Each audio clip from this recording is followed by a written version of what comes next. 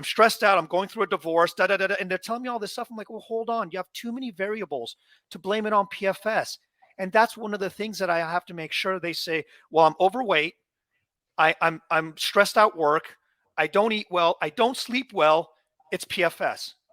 And it's like, look, it may or may not be. I'm not saying that, but cut out as many variables as you can and then have the discussion and see where you're at. And so that's one thing that I realized at the time. Again, I wasn't on forums.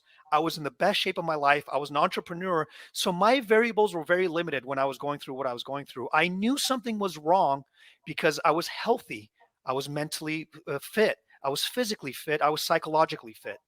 So for those that, and again, it's kind of an issue, and I have a lot of tremendous feeling for people that have PFS, because it's hard to be mentally fit when you're going through PFS. It's hard to be physically fit, but I will tell you, to the best of your ability, if you can't go work out, go on a walk.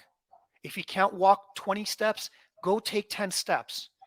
When you're going to bed, don't have a phone in front of you. Put on some meditation music for a little bit. Spend time talking to your wife.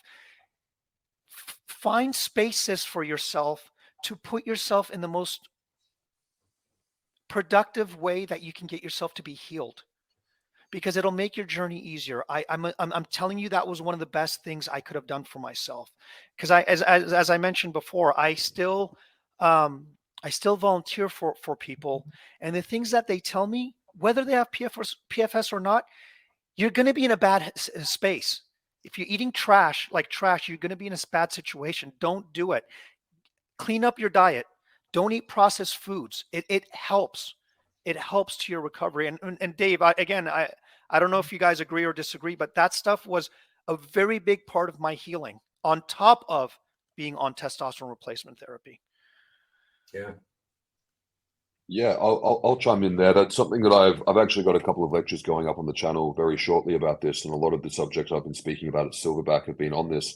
My friend Ali Gilbert, who makes videos on the channel, her and I just got together and made a whole class collaborating on this. And I think that one of the biggest issues that guys have with TRT, whether it's doing it for whatever reason, physical reasons, mental health reasons, PFS reasons, is that they expect it to do the work for them, and they also expect it to be this panacea. And I think the most important thing that guys need to understand is that giving yourself the optimal testosterone levels will give you the results that you deserve and nothing more. And a lot of the time, guys deserve to have low libidos because, as you said, they're stressed out of their skulls. They've